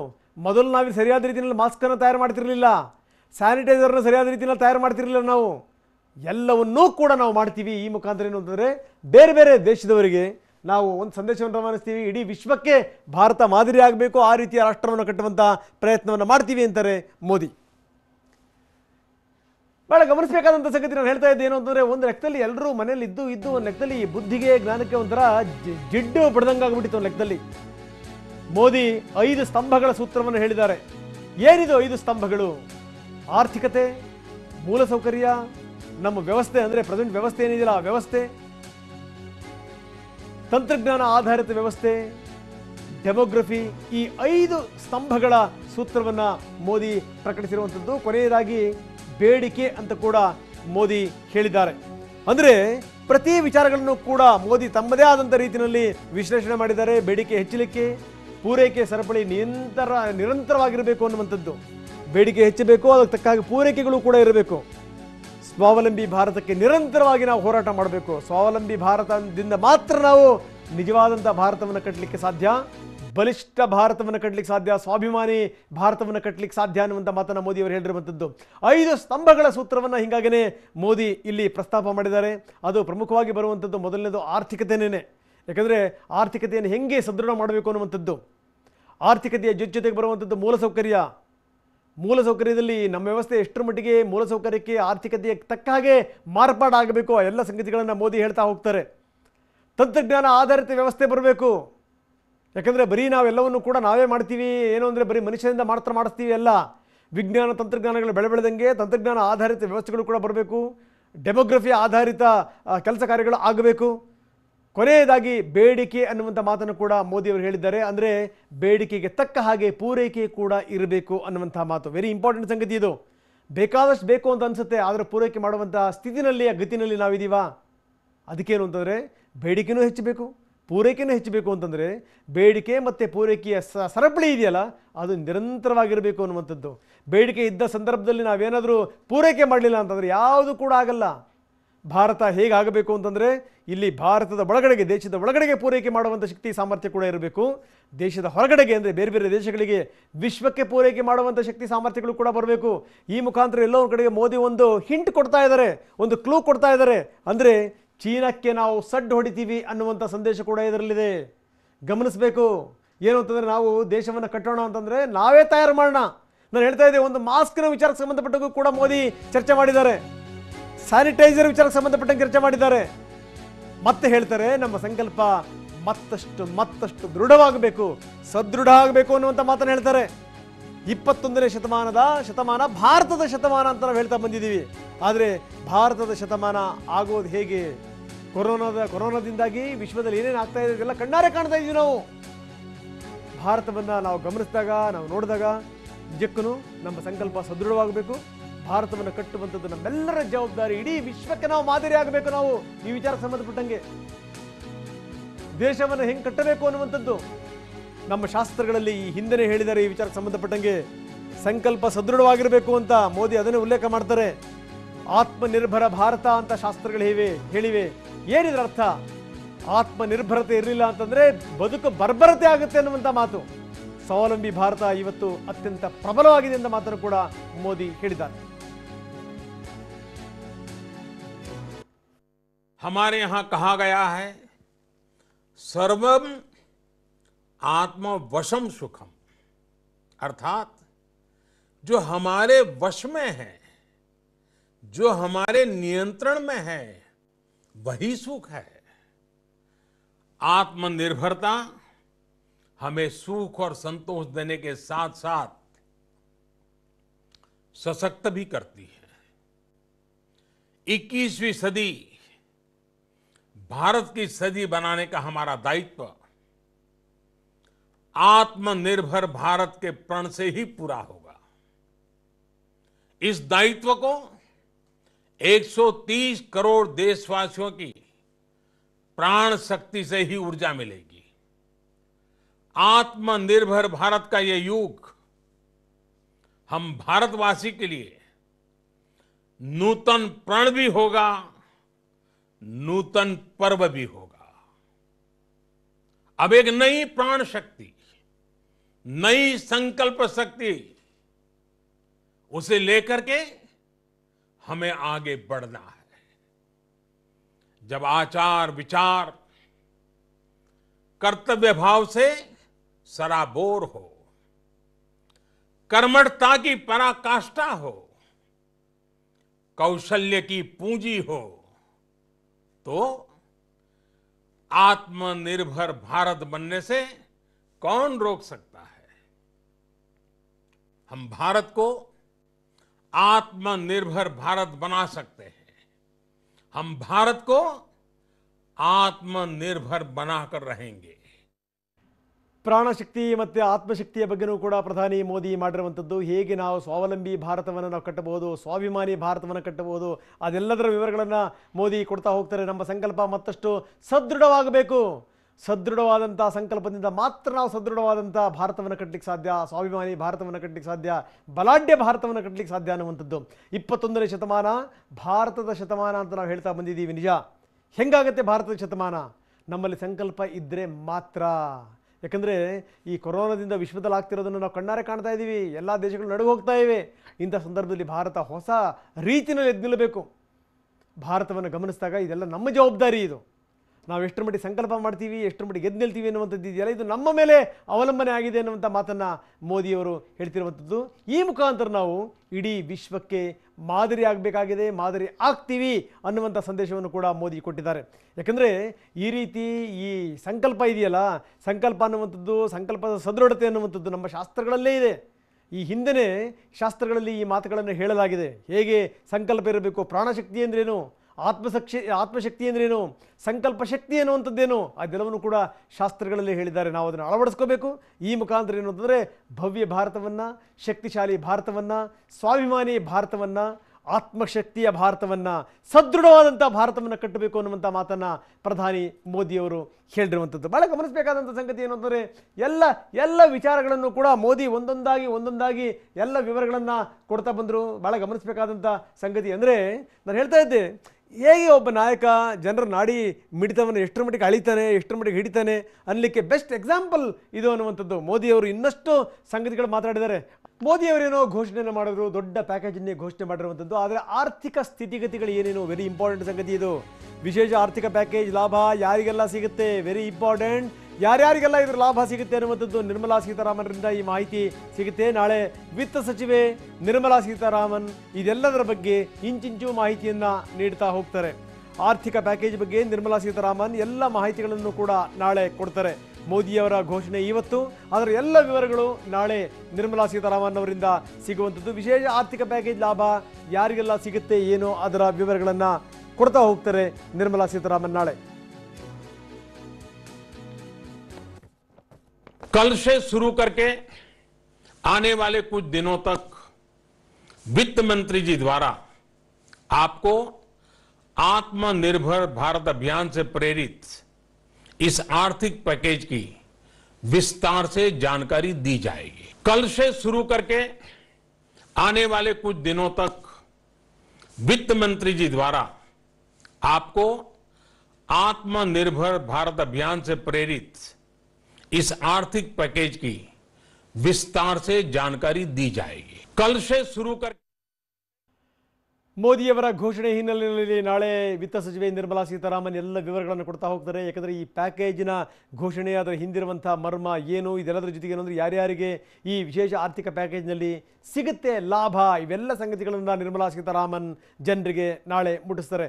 ನಿರ್ಮಲಾ ಸೀತಾರಾಮನ್ ಎಲ್ಲ ವಿವರಗಳನ್ನು ಕೊಡ್ತಾರೆ. ಯಾರ್ಯಾರಿಗೆ ಲಾಭ ಸಿಗುತ್ತೆ ಅನ್ನುವಂಥದ್ದು, ವಿಶೇಷ ಆರ್ಥಿಕ ಪ್ಯಾಕೇಜ್ ಲಾಭ ಯಾರಿಗೆಲ್ಲ ದೊರಕುತ್ತೆ ಅನ್ನುವಂಥದ್ದು ನಾಳೆಯಿಂದ ವಿತ್ತ ಮಂತ್ರಿ ಇದೆಲ್ಲದರ ಬಗ್ಗೆ ನಾಳೆ ಮಾಹಿತಿಯನ್ನು ಕೊಡ್ತಾರೆ. 20 ಲಕ್ಷ ಕೋಟಿ ಆರ್ಥಿಕ ಪ್ಯಾಕೇಜಿನ ವಿವರಗಳು ಏನೇನು, ಯಾರ್ಯಾರಿಗೆ ಇದರ ಲಾಭ ಸಿಗುತ್ತೆ ಅದೆಲ್ಲವನ್ನು ಕೂಡ ನಿರ್ಮಲಾ ಸೀತಾರಾಮನ್ ದೇಶಕ್ಕೆ ನಾಳೆ ಮಾಹಿತಿಯನ್ನು ಕೊಡ್ತಾ ಹೋಗ್ತಾರೆ. ಸೊ ಭಾಳ ಇಂಪಾರ್ಟೆಂಟ್ ಸಂಗತಿ ಇದು. ಯಾಕಂದರೆ ದೊಡ್ಡ ಮೊತ್ತದ ಪ್ಯಾಕೇಜ್ ಘೋಷಣೆ ಆಯಿತು. ನಾನು ಅದನ್ನೇ ಆರಂಭದಲ್ಲಿ ಹೇಳಿದೆ, ನಮ್ಮಲ್ಲಿ ಎಂಥ ಒಂದು ದುಸ್ಥಿತಿ ಇದೆ ಅಂತಂದರೆ, 100 ರೂಪಾಯಿನ ದೆಹಲಿಯಿಂದ ಕಳಿಸಿದ್ರೆ ಇಲ್ಲಿಗೆ ಒಂದು 10 ಪೈಸೆ ಬರಲ್ಲ ನೆಟ್ಟಿಗೆ.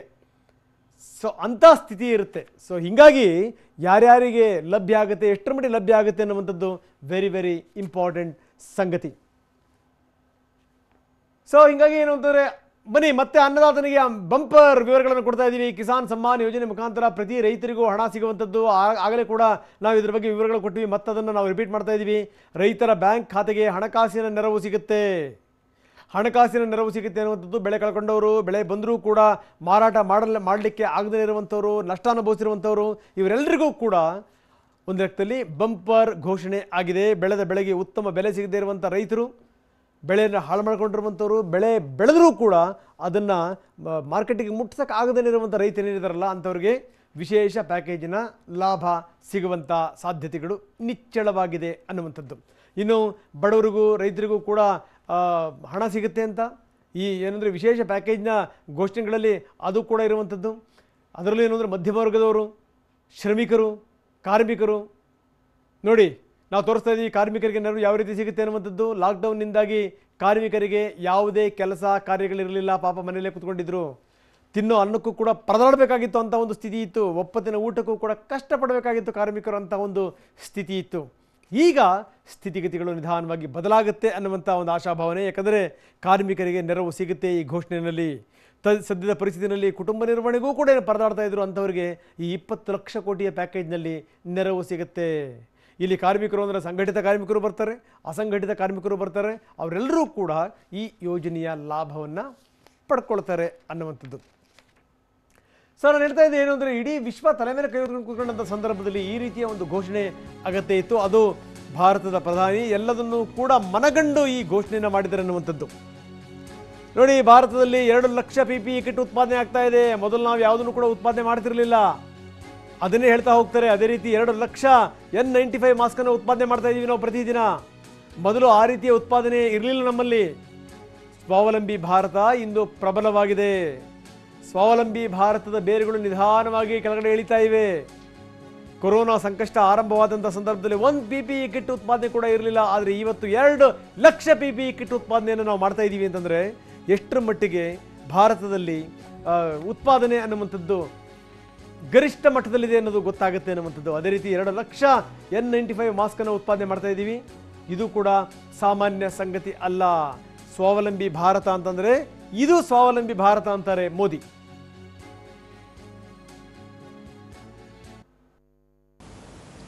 जब कोरोना संकट शुरू हुआ तब भारत में एक भी पीपीई किट नहीं बनती थी. N95 मास्क का भारत में नाम मात्र उत्पादन होता था.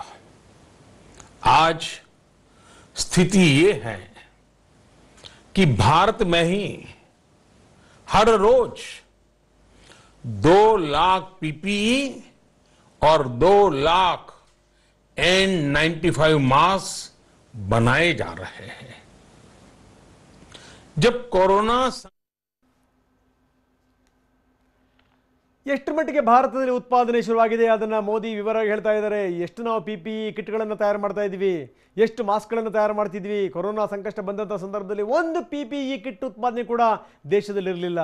ಆದರೆ ಈಗ ನಾವು ಎಷ್ಟು PPE ಕಿಟ್ಗಳನ್ನು ಮಾಡ್ತಾ ಇದ್ದೀವಿ, 2 ಲಕ್ಷ PPE ಕಿಟ್ಗಳನ್ನು ನಾವು ಉತ್ಪಾದನೆ ಮಾಡ್ತಾ ಇದ್ದೀವಿ ಅಂತಂದರೆ ಭಾರತದ ಉತ್ಪಾದನೆಯ ಮಟ್ಟ ಎಷ್ಟು ಮಟ್ಟಿಗಿದೆ ಯೋಚನೆ ಮಾಡಿ. N95 ಮಾಸ್ಕ್ ಬಗ್ಗೆನೂ ಕೂಡ ಅವರು ಚರ್ಚೆ ಮಾಡ್ತಾರೆ. 2 ಲಕ್ಷ N95 ಮಾಸ್ಕನ್ನು ಉತ್ಪಾದನೆ ಮಾಡ್ತಾ ಇದ್ದೀವಿ ಅಂದರೆ ಉತ್ಪಾದನೆಯ ಮಟ್ಟ ಎಷ್ಟು ಮಟ್ಟಿಗಿದೆ, ಏನು ಸ್ವಾವಲಂಬಿ ಭಾರತದ ಬೇರುಗಳು ಎಷ್ಟು ಪ್ರಬಲವಾಗಿದೆ ಅನ್ನೋದನ್ನು ಮೋದಿ ವಿವರವಾಗಿ ಹೇಳ್ತಾ ಹೋಗ್ತಾರೆ. ಇನ್ನು ದೇಶೀಯ ವಸ್ತುಗಳನ್ನೇ ನೀವು ಉಪಯೋಗಿಸಿ ಎನ್ನುವಂಥದ್ದು. ಈ ಮುಖಾಂತರ ಏನು ಅಂತಂದರೆ ಸ್ವದೇಶಿ ಮಂತ್ರವನ್ನು ಕೂಡ ಜಪಿಸಿದ್ದಾರೆ ಮೋದಿ. ವೆರಿ ಇಂಪಾರ್ಟೆಂಟ್ ಸಂಗತಿ. ಸಂಕಟದ ಸಮಯದಲ್ಲಿ ದೇಶೀಯ ಪೂರೈಕೆ ವ್ಯವಸ್ಥೆಯನ್ನು ನಾವು ಬಲಗೊಳಿಸಬೇಕು ಅಂತಂದರೆ ವಿಶ್ವದ ಪ್ರತಿಷ್ಠಿತ ಬ್ರ್ಯಾಂಡ್ಗಳು ಆರಂಭದಲ್ಲಿ ಲೋಕಲ್ಲೇ ಆಗಿದ್ವು. ಆ ಲೋಕಲ್ನಿಂದ ಅವು ನ್ಯಾಷನಲ್ ಮಟ್ಟಕ್ಕೆ, ನ್ಯಾಷನಲ್ನಿಂದ ಇಂಟರ್ನ್ಯಾಷನಲ್ ಮಟ್ಟಕ್ಕೆ, ಗ್ಲೋಬಲ್ ಮಟ್ಟಕ್ಕೆ ಹೋದವು. ಹೀಗಾಗಿ ದಯವಿಟ್ಟು ಏನಾದರೂ ನಾವು ಭಾರತವನ್ನು ಬದುಕಿಸ್ಬೇಕು, ಬೆಳೆಸಬೇಕು, ಇಲ್ಲಿನ ಬ್ರ್ಯಾಂಡ್ಗಳನ್ನು ಸದೃಢ ಮಾಡಬೇಕು ಅಂತಂದರೆ ಸ್ವದೇಶಿ ವಸ್ತುಗಳ ತಯಾರಿಕೆ ಆಗಬೇಕು, ಸ್ವದೇಶಿ ವಸ್ತುಗಳ ಪೂರೈಕೆ ಆಗಬೇಕು. ನಾನು ಖಾದಿ ಖರೀದಿ ಮಾಡಲಿಕ್ಕೆ ಮನವಿ ಮಾಡಿದಂಥ ಸಂದರ್ಭದಲ್ಲಿ ಖಾದಿಗೆ ಬೇಡಿಕೆ ಹೆಚ್ಚಾಯಿತು. ಖಾದಿ ಒಂದು ಬ್ರ್ಯಾಂಡ್ ಆಗಿ ಬೆಳೆದಿದ್ದು ಮಾತ್ರ ಅಲ್ಲ, ನೇಕಾರರಿಗೂ ಕೂಡ ನೆರವಾಯಿತು ಅಂತಾರೆ ಮೋದಿ. कोरोना संकट ने हमें local manufacturing, local market, local supply chain, इसका भी महत्व बराबर समझा दिया है. संकट के समय में लोकल ने ही हमारी डिमांड पूरी की है, हमें इस लोकल ने ही बचाया है. लोकल सिर्फ जरूरत नहीं बल्कि हम सबकी जिम्मेदारी है. समय ने हमें सिखाया है कि लोकल को हमें अपना जीवन मंत्र बनाना ही होगा. आपको आज जो ग्लोबल ब्रांड्स लगते हैं वो भी कभी ऐसे ही बिल्कुल लोकल थे, लेकिन जब वहां के लोगों ने उनका इस्तेमाल शुरू किया, उनका प्रचार शुरू किया, उनकी ब्रांडिंग की, उन पर गर्व किया, तो वो प्रोडक्ट्स लोकल से ग्लोबल बन गए. वो प्रोडक्ट्स लोकल से ग्लोबल बन गए. इसलिए आज से हर भारतवासी को अपने लोकल के लिए वोकल बनना है. लोकल के लिए वोकल बनना है. न सिर्फ लोकल प्रोडक्ट्स खरीदने हैं बल्कि उनका गर्व से प्रचार भी करना है। ಇವಾಗ ಯಾವ್ಯಾವ ಇಂಟರ್ನ್ಯಾಷನಲ್ ಬ್ರ್ಯಾಂಡ್ ಗ್ಲೋಬಲ್ ಬ್ರ್ಯಾಂಡ್ ಅನ್ನುವಂಥ ಮಾತನ್ನು ಹೇಳ್ತಾರೆ, ಅವೆಲ್ಲವೂ ಕೂಡ ಲೋಕಲ್ ಬ್ರ್ಯಾಂಡೇ ಆಗಿದ್ವು. ಆದರೆ ಜನ ಅದನ್ನು ಉಪಯೋಗಿಸೋಕೆ ಶುರು ಮಾಡಿದ್ರು, ಜನ ಅದನ್ನು ಪ್ರಚಾರ ಮಾಡಲಿಕ್ಕೆ ಶುರು ಮಾಡಿದ್ರು, ಅದನ್ನು ಹೊಗಳಲಿಕ್ಕೆ ಶುರು ಮಾಡಿದ್ರು. ಅದಾದಮೇಲೆ ಅವು ದೊಡ್ಡ ಬ್ರ್ಯಾಂಡ್ಗಳಾಗಿ ಪರಿವರ್ತನೆ ಆಗಿದ್ದು. ಸಂಕಷ್ಟದಲ್ಲಿ ದೇಸಿ ಪೂರೈಕೆ ವ್ಯವಸ್ಥೆ ಇದೆಯಲ್ಲ, ಅದು ಭಾರತವನ್ನು ಬದುಕಿಸಿದೆ. ಹೀಗಾಗಿ ನಾವೇನಾದರೂ ಮಾಡೋದಾದರೆ ಇನ್ನು ಮೇಲಿಂದ ನಾವು ಆದಷ್ಟು ಸ್ವದೇಶಿಗಳಾಗೋಣ ಅನ್ನುವಂಥ ಮಾತನ್ನು ಕೂಡ ಮೋದಿಯವರು ಹೇಳಿರುವಂಥದ್ದು. ವಿಶ್ವದ ಪ್ರತಿಷ್ಠಿತ ಬ್ರ್ಯಾಂಡ್ಗಳು ಆರಂಭದಲ್ಲಿ ಲೋಕಲ್ಲೇ ಆಗಿದ್ದು, ಜನರು ಉಪಯೋಗಿಸೋಕೆ ಶುರು ಮಾಡಿದರು, ಮಾತಾಡೋಕ್ಕೆ ಶುರು ಮಾಡಿದರು. ಅವರು ಬ್ರ್ಯಾಂಡ್ ಮಾಡಿದ್ರಿಂದ ಲೋಕಲ್ನಿಂದ ಅದು ಗ್ಲೋಬಲ್ ತನಕ ಹೋಯಿತು. ಹೀಗಾಗಿ ಲೋಕಲ್ನಿಂದ ಗ್ಲೋಬಲ್ ತನಕ ಹೋಗಬೇಕು ಅಂದರೆ ಅದು ವೋಕಲ್ ಆಗಬೇಕು ಅನ್ನುವಂಥ ಮಾತನ್ನು ಕೂಡ ಮೋದಿಯವರು ಹೇಳಿರುವಂಥದ್ದು. ಸ್ವದೇಶಿ ವಸ್ತುಗಳ ತಯಾರಿಕೆ ಪೂರೈಕೆಗೆ ಪ್ಯಾಕೇಜ್ನಲ್ಲಿ ವಿಶೇಷ ಒತ್ತನ್ನು ಕೂಡ ಮೋದಿ ಕೊಟ್ಟಿದ್ದಾರೆ. ಈ ಮುಖಾಂತರ ಅದು ಮಾತಿನಲ್ಲೇ ವ್ಯಕ್ತ ಆಯಿತು. ನಾನು ಖಾದಿ ಖರೀದಿ ಮಾಡಲಿಕ್ಕೆ ಮನವಿ ಮಾಡಿದಂಥ ಸಂದರ್ಭದಲ್ಲಿ ಬೇಡಿಕೆ ಹೆಚ್ಚಾಯಿತು. ಆ ಬೇಡಿಕೆ ಹೆಚ್ಚಾದಂಥ ಸಂದರ್ಭದಲ್ಲಿ ನೇಕಾರರಿಗೂ ಕೂಡ ಹೆಲ್ಪ್ ಆಯಿತು. ಖಾದಿ ಒಂದು ಬ್ರ್ಯಾಂಡ್ ಆಗಿ ಈಗ ಬೆಳೆದಿದೆ, ನೇಕಾರರಿಗೂ ಕೂಡ ನೆರವಾಗಿದೆ ಅನ್ನುವಂಥ ಮಾತನ್ನು ಕೂಡ ಮೋದಿಯವರು ಹೇಳಿರುವಂಥದ್ದು. ಈ ಮುಖಾಂತರ ಏನು ಸ್ವದೇಶಿ ಮಂತ್ರ ಪಠಣ ಅನ್ನುವಂಥದ್ದು ಮೋದಿಯವರಿಂದ ಆಗಿರುವಂಥದ್ದು. ಈ ಮುಖಾಂತರ ಮಾತ್ರ ಭಾರತವನ್ನು, ಬಲಿಷ್ಠ ಭಾರತವನ್ನು ಕಟ್ಟಲಿಕ್ಕೆ ಸಾಧ್ಯ ಅನ್ನುವಂಥ ಸಂದೇಶವನ್ನು ರವಾನಿಸಿದ್ದಾರೆ. ಕೊರೋನಾ ವಿರುದ್ಧದ ಹೋರಾಟ, ಆ ಹೋರಾಟಕ್ಕೆ ಈಗ 4 ತಿಂಗಳು ಮುಗಿದೋಗಿದೆ. ವಿಶ್ವದಲ್ಲಿ 42 ಲಕ್ಷ ಜನರು ಕೊರೋನಾದಿಂದ ಸಂಕಟದಲ್ಲಿದ್ದಾರೆ. ಕಡಿಮೆ ಸಂಖ್ಯೆನ ಇದು. ಭಾರತದಲ್ಲೂ ಕೂಡ ಬಹಳಷ್ಟು ಜನ ಪ್ರಾಣ ಕಳ್ಕೊಂಡಿದ್ದಾರೆ, ಕುಟುಂಬಸ್ಥರನ್ನ ಕಳ್ಕೊಂಡಿದ್ದಾರೆ, ಸಂಕಷ್ಟದಲ್ಲಿದ್ದಾರೆ.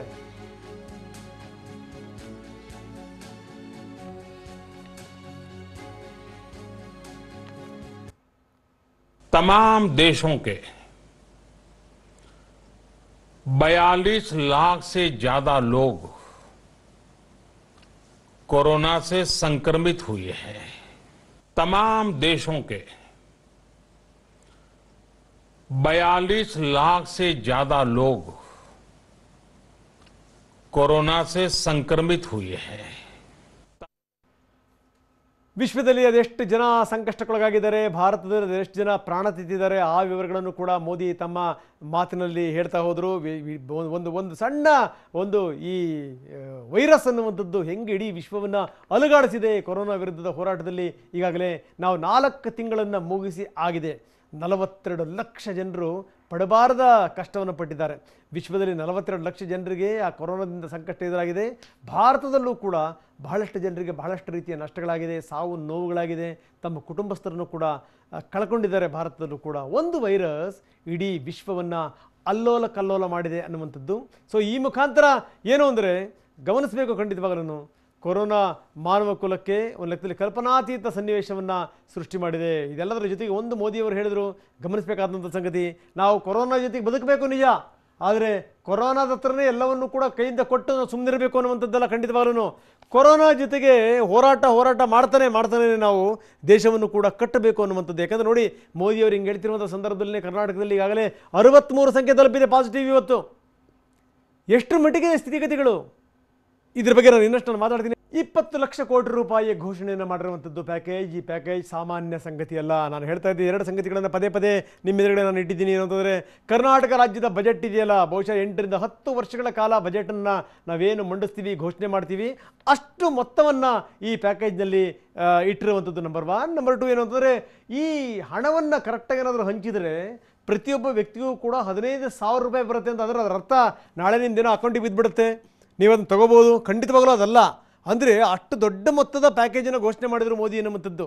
ಬೇರೆ ಯಾವ್ಯಾವ ರೂಪದಲ್ಲಿ ಬರುತ್ತೆ, ಯಾವ್ಯಾವ ರೀತಿಯಲ್ಲಿ ನಿಮಗೆ ಹೆಲ್ಪ್ ಆಗುತ್ತೆ, ಏನು ಎತ್ತ, ಜೊತೆಗೆ ಸಂಕಟದ ಸಂದರ್ಭದಲ್ಲೂ ಕೂಡ ನಾವು ರೈತರನ್ನ ಹೆಂಗೆ ಕೈ ಹಿಡಿಯುವಂಥ ಪ್ರಯತ್ನವನ್ನು ಮಾಡಿದ್ವಿ, ಇದೆಲ್ಲವನ್ನು ಕೂಡ ಮೋದಿ ಅದನ್ನು ಎಲ್ಲವನ್ನು ವರ್ಣಿಸ್ತಾ ಹೋದರು. ಎಲ್ಲದನ್ನು ಕೂಡ ಹಂತವಾಗಿ ವಿಶ್ಲೇಷಣೆ ಮಾಡ್ತಾ ಹೋದರು.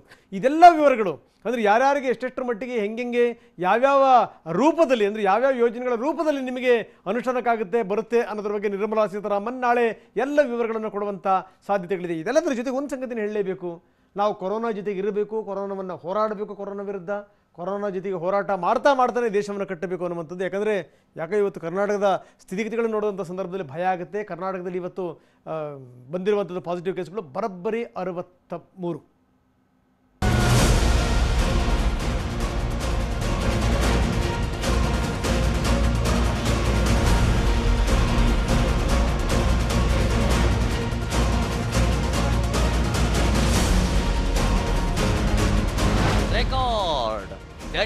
ರೆಕಾರ್ಡ್. ಕೊನೆಯೇ ಇಲ್ಲದ ಕ್ರೌರ್ಯ, ಅಂತ್ಯವೇ ಇಲ್ಲದಂತ ಅಟ್ಟಹಾಸ. ಹೆಜ್ಜೆ ಇಟ್ಟಲ್ಲೆಲ್ಲ ಸಾಮ್ರಾಜ್ಯ ಕಟ್ಟುತ್ತಾ ಸಿಕ್ಕವರನ್ನ ತನ್ನ ತೆಕ್ಕೆಗೆ ಕೆಡವಿಕೊಳ್ತಾಗಿದೆ ಕೊರೋನಾ.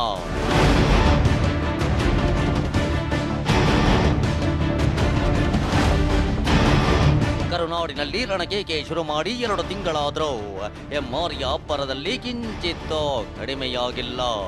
ದಿನದಿನಕ್ಕೂ ತನ್ನ ವ್ಯಾಪ್ತಿಯನ್ನ ವಿಸ್ತರಿಸಿಕೊಳ್ಳುತ್ತಿರೋ ಡೆಡ್ಲಿ ವೈರಸ್ ತನ್ನದೇ ದಾಖಲೆಯನ್ನ ಅಳಿಸಿ ಮುಂದಕ್ಕೋಗ್ತಿದೆ.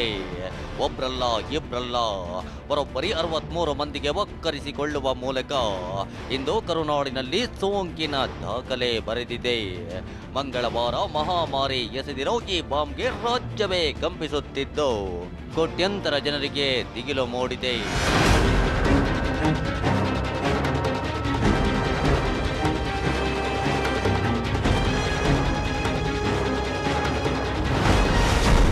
ಹದಿನಾಲ್ಕು ಜಿಲ್ಲೆ 63 ಜನರಿಗೆ ಸೋಂಕು, ಡೆಡ್ಲಿ ರೆಕಾರ್ಡ್. ಒಂದೇ ದಿನ ಅರ್ಧ ರಾಜ್ಯದಲ್ಲೇ ಕೊರೋನಾ ರಣಕೇಕೆ. ಹಸಿರು ವಲಯದ 3 ಜಿಲ್ಲೆಗಳಿಗೂ ವೈರಸ್ ಎಂಟ್ರಿ. ಎಸ್, 5 ದಿನ. ಕಳೆದ 5 ದಿನದಿಂದ ಕೊರೋನಾ ವರಸೆಯೇ ಬದಲಾಗಿದೆ. ಯಾಕಂದ್ರೆ 5 ದಿನದೊಳಗೆ ರಾಜ್ಯದಲ್ಲಿ ಸುಮಾರು 200 ಮಂದಿಯನ್ನ ತನ್ನ ಸೋಂಕಿನ ಖಾತೆಗೆ ಹೆಮ್ಮಾರೆ ಹಾಕೊಂಡಿದೆ. ಅದರಲ್ಲೂ ಇಂದು ಅರ್ಧಕ್ಕರ್ಧ ಕರ್ನಾಟಕದಲ್ಲಿ ಕೊರೋನಾ ನಗಾರಿ ಬಾರಿಸಿದೆ. 14 ಜಿಲ್ಲೆಗಳಲ್ಲಿ ಕೊರೋನಾ ಪಾಸಿಟಿವ್ ಕೇಸ್ಗಳು ಪತ್ತೆಯಾಗಿದ್ದು ಬರೋಬ್ಬರಿ 63 ಜನರಲ್ಲಿ ಸೋಂಕು ದೃಢಪಟ್ಟಿದೆ. ಅಹಮದಾಬಾದ್, ಮುಂಬೈ, ಚೆನ್ನೈ ಮೂಲಗಳಿಂದಲೂ ರಾಜ್ಯದಲ್ಲಿ ವೈರಸ್ ಹಬ್ಬಿದೆ. ಅದರಲ್ಲೂ ಬಾಗಲಕೋಟೆ, ಧಾರವಾಡ, ದಾವಣಗೆರೆ ಜಿಲ್ಲೆಗಳಿಗೆ ತಬ್ಲೀಗ್ಗಳು ದೊಡ್ಡ ಗಂಡಾಂತರವನ್ನೇ ತಂದಿಟ್ಟಿದ್ದಾರೆ.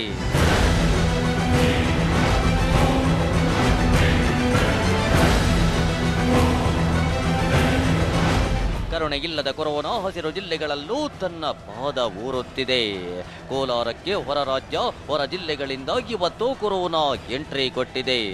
ಒರಿಸ್ಸಾದಿಂದ ಬಂದಿದ್ದ ಡ್ರೈವರ್ ಮತ್ತು ಕ್ಲೀನರ್ಗೆ ಸೋಂಕು ತಗುಲಿದ್ದು, ಚೆನ್ನೈನಿಂದ ವಾಪಸ್ ಆಗಿದ್ದ ಇನ್ನೊಬ್ಬ ವ್ಯಕ್ತಿಯಲ್ಲೂ ಕೊರೋನಾ ದೃಢಪಟ್ಟಿದೆ. ಹಾಗೆ ಬೀದರ್ ಮತ್ತು ಬೆಂಗಳೂರಿನಿಂದ ಕೋಲಾರಕ್ಕೆ ಬಂದಿರೋ 2 ಮಹಿಳೆಯರಲ್ಲಿ ಸೋಂಕು ಕನ್ಫರ್ಮ್ ಆಗಿದೆ.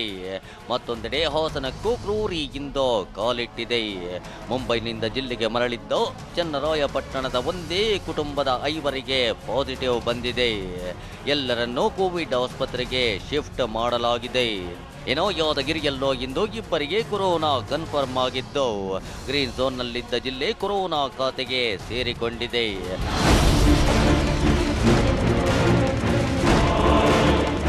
ಹಾಗಿದ್ರೆ ಇಂದು ಯಾವ್ಯಾವ ಜಿಲ್ಲೆಗೆ ಕೊರೋನಾ ಹೇಗೆ ಒಕ್ಕರಿಸಿದೆ, ಜಿಲ್ಲೆಗಳಲ್ಲಿ ಸೋಂಕಿತರ ಸಂಖ್ಯೆ ಎಷ್ಟಾಗಿದೆ ಅಂತ ಡೀಟೇಲ್ ಆಗಿ ತೋರಿಸ್ತೇವೆ ನೋಡಿ.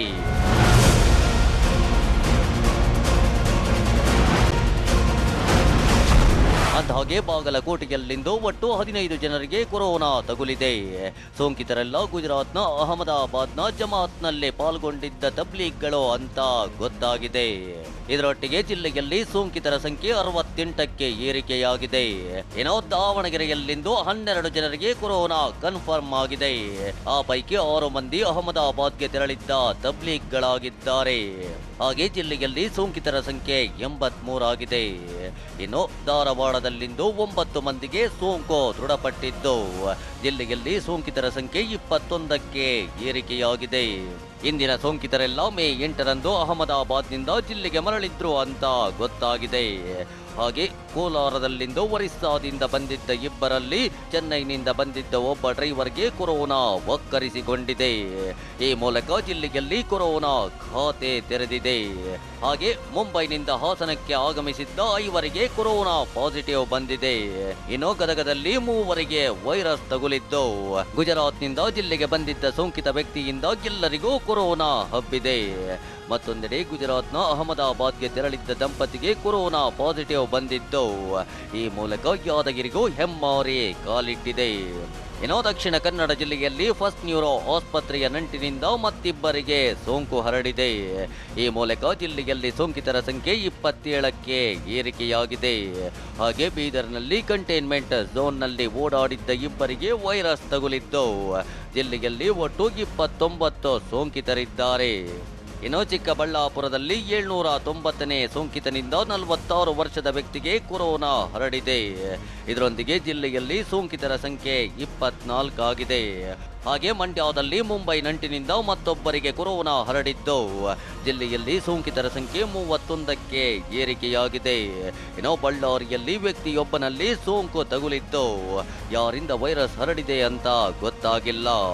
ಇನ್ನು ಕಲಬುರಗಿಯಲ್ಲಿ ಸೋಂಕಿತೆಯ ಸಂಪರ್ಕದಿಂದ 14 ವರ್ಷದ ಬಾಲಕನಿಗೆ ವೈರಸ್ ತಗುಲಿದೆ. ಜಿಲ್ಲೆಯಲ್ಲಿ ಒಟ್ಟು 73 ಮಂದಿ ಸೋಂಕಿತರಿದ್ದಾರೆ.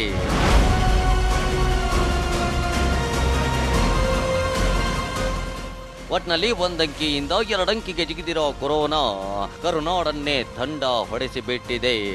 ರಕ್ಕಸತನದಿಂದ ದಾಖಲೆ ಬರೆಯುತ್ತಾ ಎದುರು ಸಿಕ್ಕವರನ್ನೆಲ್ಲ ತನ್ನ ತೆಕ್ಕೆಗೆ ಕೆಡವಿಕೊಳ್ತಿದೆ.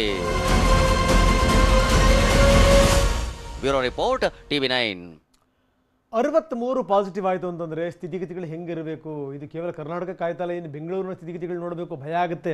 ಯಾಕಂದರೆ 7 ಜನ ತಬ್ಲಿಗಿಗಳು ತಪ್ಪಿಸ್ಕೊಂಡಿದ್ದಾರಂತೆ. ಅವ್ರು ಎಲ್ಲಿ ಹೋದರು, ಏನು ಎತ್ತ, 8 ಜನಕ್ಕೆ ಹಚ್ತಾ ಇದ್ದಾರೆ ಗೊತ್ತಿಲ್ಲ. ಸಂಬಂಧಪಟ್ಟಂಥವ್ರನ್ನ ಕತ್ತೆ ಕಾಯ್ತಾ ಇದ್ದಾರ ಅರಿವಾಗ್ತಿಲ್ಲ.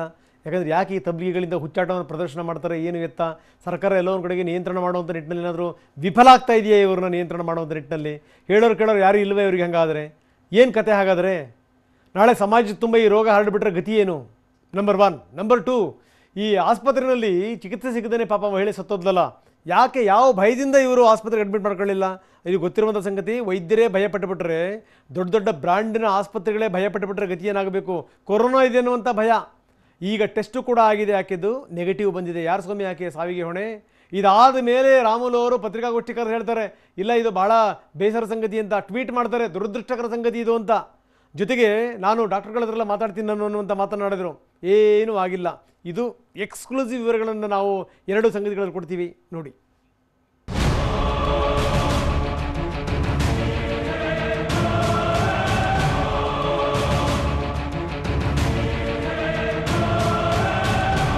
ಬೆಂಗಳೂರನ್ನ ಹಿಂಡಿ ಹಿಪ್ಪೆ ಮಾಡ್ತಾ ಹೊರಟಿದೆ. Corona ಕೂಪಕ್ಕೆ silicon ಸಿಟಿಯನ್ನ ಸಿಲುಕಿಸಿ ಒದ್ದಾಡಿಸ್ತಿದೆ.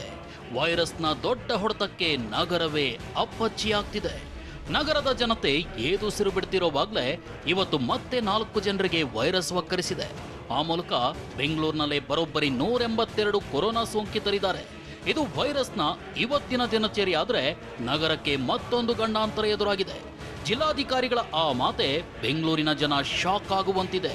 ಅಷ್ಟಕ್ಕೂ ಬೆಂಗಳೂರಿನ ಕೆಲ ಎಕ್ಸ್ಕ್ಲೂಸಿವ್ ರಿಪೋರ್ಟ್ಗಳನ್ನ ಒಂದೊಂದಾಗೆ ತೋರಿಸ್ತೀವಿ ನೋಡಿ. ಎಕ್ಸ್ಕ್ಲೂಸಿವ್ ನಂಬರ್ 1, 7 ಜನ ತಬ್ಲೀಗಿಗಳು ಎಸ್ಕೇಪ್. ತಬ್ಲೀಗ್ ಅಂದ್ರೇನೆ ನಮ್ ಜನ ತಬ್ಬಿಬ್ಬಾಗ್ಬಿಡ್ತಾರೆ. ಯಾಕಂದ್ರೆ ರಾಜ್ಯದಲ್ಲಿ ಕೊರೋನಾ ಕೇಸ್ಗಳಲ್ಲಿ ಅರ್ಧದಷ್ಟು ಪ್ರಕರಣಗಳು ತಬ್ಲೀಗ್ ನಂಟಿನಿಂದಲೇ ಬಂದಿವೆ. ಅದರಲ್ಲೂ ಕಳೆದ 4 ದಿನಗಳಲ್ಲಿ ಬಂದಿರೋ ಬಹುತೇಕ ಪ್ರಕರಣಗಳಿಗೆ ತಬ್ಲೀಗ್ ಟಚ್ ಇದೆ. ಇಂಥ ಭಯಾನಕ ಅಂಕೆ ಸಂಖ್ಯೆಗಳು ಕಣ್ಮುಂದೆ ಇರುವಾಗ ಮತ್ತೊಂದು ಗಂಡಾಂತರದ ಸುದ್ದಿ ಹೊರಬಿದ್ದಿದೆ. ಬೆಂಗಳೂರಿಗೆ ಬಂದಿದ್ದ 7 ಜನ ತಬ್ಲೀಗಿಗಳು ಎಸ್ಕೇಪ್ ಆಗಿದ್ದಾರೆ. ಹೌದು, ದೆಹಲಿಯ ನಿಜಾಮುದ್ದೀನ್ಗೆ ಹೋಗಿ ಬಂದಿದ್ದ 7 ಜನ ತಬ್ಲೀಗಿಗಳ ಮೊಬೈಲ್ ಸ್ವಿಚ್ ಆಫ್ ಆಗಿದ್ದು ಇದುವರೆಗೂ ಎಲ್ಲಿದ್ದಾರೆ ಅನ್ನೋದು ಗೊತ್ತಾಗಿಲ್ಲ. ಆ ಒಂದು 7 ಜನಗಳು ಮತ್ತು ಅವರಿಗೆ ಪ್ರೈಮರಿ ಕನೆಕ್ಟೆಡ್ ಇರುವಂಥ ಒಂದು 4-6 ಮೊಬೈಲ್ಗಳ ಸಂಖ್ಯೆಗಳು ಸ್ವಿಚ್ ಆಫ್ ಆಗಿದೆ ಮತ್ತು ಆ ನಂಬರ್ಗಳು ಕೂಡ ಸುಸ್ಥಿತಿಗಳು ಸಿಗ್ತಾ ಇಲ್ಲ ಅನ್ನೋದು ಬಿಟ್ಟರೆ ಉಳಿದಂತೆ ಎಲ್ಲವುಗಳನ್ನು ನಾವು ಪತ್ತೆ ಮಾಡಿದ್ವಿ. Exclusive number 2,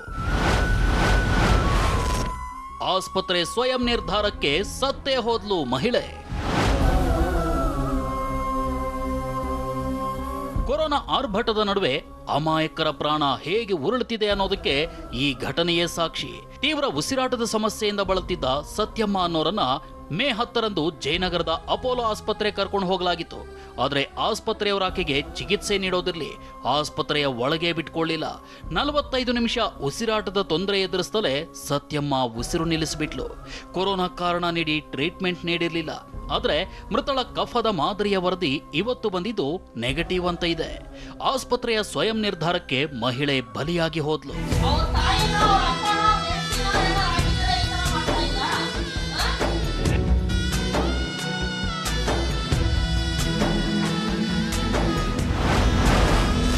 exclusive number 3, quarantine ಕಂಟಕ. ಇನ್ನು ನಾರ್ತ್ ಬೆಂಗಳೂರು ಆಸ್ಪತ್ರೆಯಲ್ಲಿ ಕೊರೋನಾದಿಂದ ವೃದ್ಧೆ ಮೃತಪಟ್ಟಿದ್ರು. ಹೀಗಾಗಿ ಆಸ್ಪತ್ರೆಯ ವೈದ್ಯರು ಹಾಗೂ ಸಿಬ್ಬಂದಿಯನ್ನ ಅಪಾರ್ಟ್ಮೆಂಟ್ ಒಂದರಲ್ಲಿ ಕ್ವಾರಂಟೈನ್ ಮಾಡಲಾಗಿದೆ. ಆದರೆ ಅಲ್ಲಿ ಕ್ವಾರಂಟೈನ್ ಮಾಡೋದನ್ನ ವಿರೋಧಿಸಿ ಮಾನ್ಯತಾ ಪಾರ್ಕ್ ಬಳಿ ಸ್ಥಳೀಯರು ಪ್ರತಿಭಟನೆ ನಡೆಸಿದ್ರು. ಮತ್ತೊಂದೆಡೆ ಕ್ವಾರಂಟೈನ್ ನಲ್ಲಿದ್ದವರು ಕಿರಿಕ್ ಶುರು ಮಾಡಿದ್ದಾರೆ. ಹೊಂಗಸಂದ್ರದ ಪಿಜಿ ಹೋಟೆಲ್ನಲ್ಲಿ 160 ಜನ ಕ್ವಾರಂಟೈನ್ ನಲ್ಲಿದ್ದು ನಮಗೆ ಸರಿಯಾಗಿ ಊಟ ಸಿಗ್ತಿಲ್ಲ, ಮಕ್ಕಳಿಗೆ ಹಾಲು ಬಿಸ್ಕೆಟ್ ಏನನ್ನೂ ಕೊಡ್ತಿಲ್ಲ ಅಂತ ಅಳಲು ತೋಡ್ಕೊಂಡಿದ್ದಾರೆ. ಎಕ್ಸ್ಕ್ಲೂಸಿವ್ ನಂಬರ್ 4, ಬೆಂಗಳೂರಿಗೆ ಬರ್ತಿದ್ದಾರೆ 30,000 ಜನ. ಇನ್ನು ಲಾಕ್ಡೌನ್ ಸಡಿಲವಾಗಿದ್ದೇ ತಡ ಬೆಂಗಳೂರಿನಿಂದ ಲಕ್ಷಾಂತರ ಕಾರ್ಮಿಕರು ತಮ್ಮೂರಿಗೆ ಹೋಗಿದ್ದಾರೆ. ಇದರ ನಡುವೆ ವಿವಿಧ ದೇಶ ಹಾಗೂ ರಾಜ್ಯಗಳಿಂದ ಬರೋಬ್ಬರಿ 30,000 ಜನ ನಗರಕ್ಕಾಗಮಿಸುತ್ತಿದ್ದಾರೆ. ಹೊರಗಡೆಯಿಂದ ಬರ್ತಿರೋ ಇವರನ್ನ ಕಡ್ಡಾಯವಾಗಿ ಕ್ವಾರಂಟೈನ್ ಮಾಡಬೇಕಿದೆ. ಇಷ್ಟೊಂದು ಜನರನ್ನ ಕ್ವಾರಂಟೈನ್ ಮಾಡಲು ಪಾಲಿಕೆ ಸಿದ್ಧವಾಗಿದೆಯಾ ಅನ್ನೋದೇ ಪ್ರಶ್ನೆಯಾಗಿದೆ. ಒಟ್ನಲ್ಲಿ ಸೋಂಕಿತರ ಸಂಖ್ಯೆಯಲ್ಲಿ ದ್ವಿಶತಕದ ಗಡಿಯಲ್ಲಿರೋ ಬೆಂಗಳೂರಿಗೆ ತಬ್ಲಿಗಿಗಳು ನಾಪತ್ತೆಯಾಗಿರೋ ಸುದ್ದಿ ಬರಸಿಡಿಲು ಬಡಿದಂತಾಗಿದೆ. 7 ಜನರಲ್ಲಿ ಒಬ್ಬರಿಗೆ ಸೋಂಕಿದ್ರೂ ದೊಡ್ಡ ಗಂಡಾಂತರವೇ ಆಗಲಿದೆ. Bureau report, TV9. Just Bengaluru ಪ್ರತಿದಿನ ರಾತ್ರಿ 10 ಗಂಟೆಗೆ TV9ನಲ್ಲಿ ಮಾತ್ರ.